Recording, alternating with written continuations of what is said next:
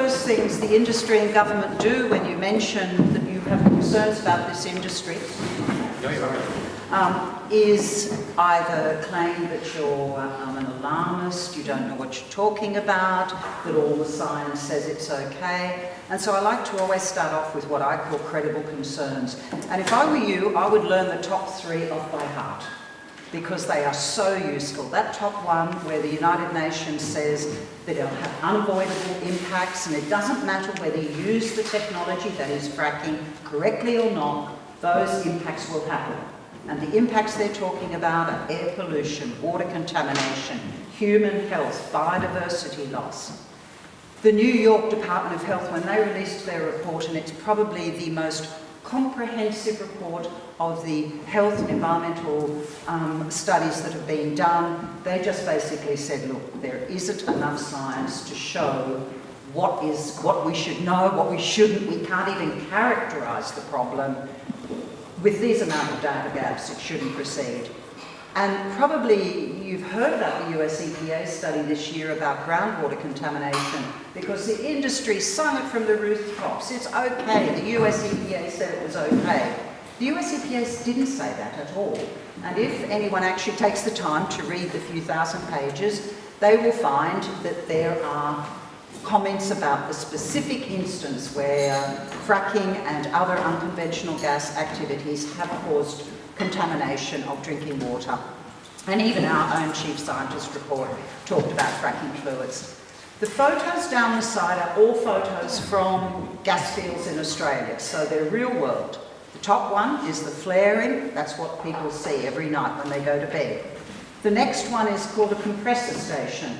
The compressor stations are probably the most polluting bit of infrastructure of gas completely, and how any gas company can state that they're going to do shale gas and not use a compressor, I'm just struck, I don't know.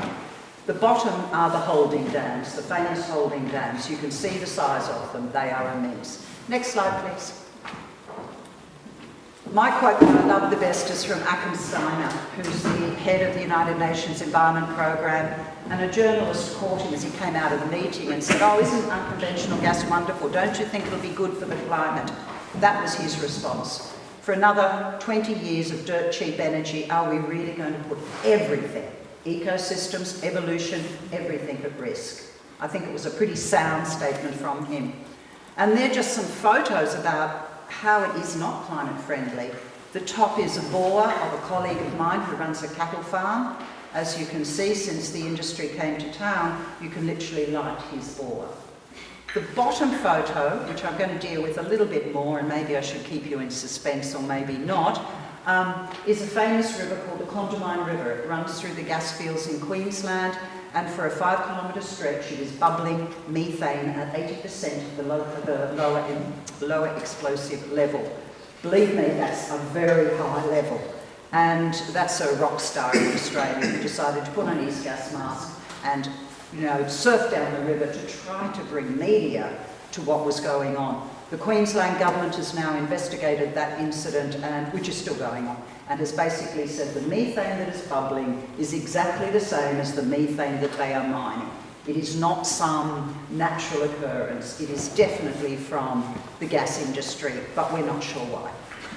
I get a little bit frustrated when I hear the industry say, well, we're just going to have one well. It's just we'll pop that well down there, and look, you won't even notice it. It's sort of so nondescript. It's never just one well. A well only lasts 5 to 15 years, so you must keep digging more and more wells to make your gas fields commercially viable.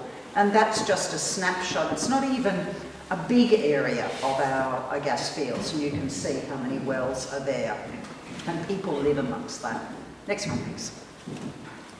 Toxic chemicals. There's not only fracking fluids, there's drilling fluids, but the fracking fluids, yes, of the water that goes down in the hydraulic fracturing process, 0.5% to 2% is chemical additive. But when you actually do the sums, which we have done, you'll find for coal bed methane, 18 tonnes was one company. That was going down every time you frack, 18 tonnes of pure chemical with your water.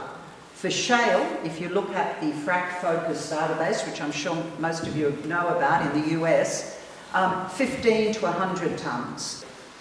And the real problem about that is that for the bulk of them, we know so little. They do not have toxicity data, and the American Chemical Society basically said a third had hardly any toxicity data at all. And often, if you're not involved in chemicals, it's a shock to find that there are thousands of chemicals on the market that have never ever been assessed, and the fracking fluids are some of them. But the ones we do know, from the Frack Focus database, about 1 in every 3 fracks use a carcinogen, a cancer-causing agent. There's other things like neurotoxins, and the endocrine disruptors, or they're often referred to as the hormone benders. Those ones are of such a concern because they are damaging at very, very, very low levels, at the part per billion level, the same level as your own hormones in your own body. A lot of concern about mixtures and unassessed interactions. The EU has done quite a bit of concern about that, hasn't done much about it, but has expressed concern. And the cesium-137 is a man-made radioactive substance that they use, and nearly all drilling uses it for borehole logging. But I want you to remember that because I will come back to that. And remember how the industry say there's never any accidents? Well, the top one is a blowout in 2011. The bottom one is a blowout a couple of months ago. A blowout is when they lose control of the pressure, and up it comes with the frack. The bottom one's even more concerning because, as you can see, it's not coming out just out the well, it's coming out around the well. So there are fractures in the ground which is allowing it to come out. Next one, please. The industry, again, despite what it says, produces huge amounts of wastewater and contamination. And those photos on the side are photos of water treatment plants. So this is when you produce all this produced contaminated wastewater, you have to treat it. And again, it's not something you pop in a little shed at the back of the garden. These are massive infrastructures. These are high-tech infrastructure, and as you can see, they're blights on the landscape. But anyway, we've got a whole range of things in wastewater. We've done testing, as has the government and has researchers, and we've found heavy metals and BTEX and radium and bromine, and again, the old endocrine disruptors. We're already picking up benzene and toluene in private drinking water bores, and we've already had companies who have had their fracking projects closed down because they have contaminated the groundwater. We know there's a problem with well integrity, of course, and the other thing that really is of concern, which I see very little discussion about here, is the naturally occurring radioactive substances. These are things like thorium, uranium, radon, radium, and some studies in our region have shown a 3-fold increase in radon within the Queensland gas fields as compared to outside the gas fields. So we know the radon is being dispersed. Yes, thanks. Again, a lot of concentration on the water because the industry feel like they can control that. They can somehow put a technical fix in it. They don't really want to talk about air pollutants. And in Australia, companies over a certain size must report to what's called the National Pollutant Inventory, and it makes terrifying reading if you've got nothing to do one evening. And basically, we know now that the criterion pollutants like nitrogen oxides, the volatile organic compounds, particulate matter are all emitted by the gas fields and the infrastructure. And the US EPA has gone further and said, well, these air toxics cause cancer and neurological problems. And some of the sources, compressors, machinery, the drill rigs, the diesel vehicles, the dehydration units. I've heard nothing about what's going to happen with the dewatering of the gas. You have to. You can't use gas which has still got water in it. Flaring and the venting. Next one, thanks. And this is a photo of just a tiny snapshot of a gas field. And I know it's a bit hard to see. The red are the wells, and underneath the yellow, and probably there's a yellow one around each well, or 3/4 of the well, they're called the high point vents. And it's where you vent off your gas out of the liquidy, watery, gassy emulsion, And these high point vents just gas off constantly. But we can't see them until someone started to bring in the FLIR infrared cameras, and we started taking photos of it, and it was horrendous. These things are just amazing. Next one. This is just a thing of one gas field from one company. It was Santos Fairview. It's quite a small gas field, so I thought I'd use it to just show you how much one small gas field pumps out per annum. This is for 1 year. And as you can see, the volatile organic compounds, many of which are carcinogens and neurotoxins, over 1 million kilograms, so we're talking about, what, 1,100 tonne. Oxides of nitrogen, very nasty for respiratory, 6 million kilograms. One company, one gas field, and that's what they put out. Now, I'm going back to my methane one. We've all known methane's a potent greenhouse gas. But, you know, we also know that methane is released from the pipes and the valves and the venting. And again, we've found a 3-fold increase of methane within the gas fields. But we're also finding it in private drinking water bores, because the closer someone has their well to a gas well, the greater their chance of having methane.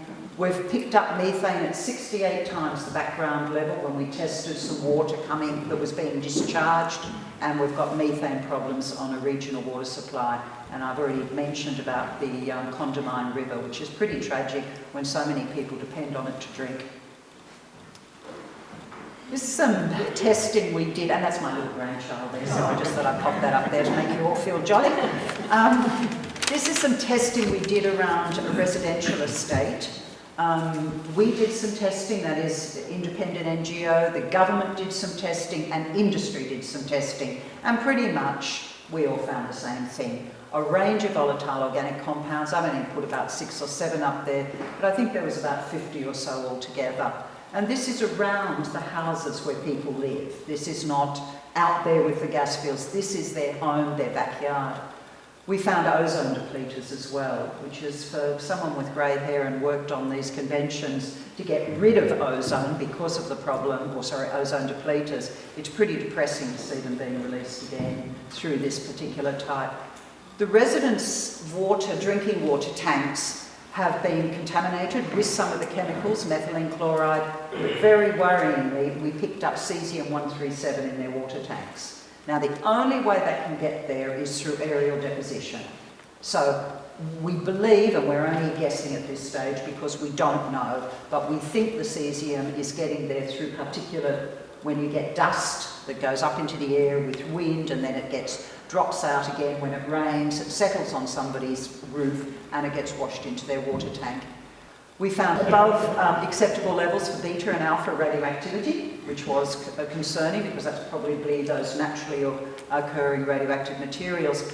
And I just wanted to stress one of the things that is important. We've now had the 3rd study. The one came out last week from Johns Hopkins School of Health on adverse pregnancy outcomes for women who had their pregnancy in close proximity to gas fields. And I think that is really, it's a very big study, the one that came out last week. It was 11,000 babies, 9,000 mothers studied over a 2-year period. So it was a very sizable data selection, and I think a very important study.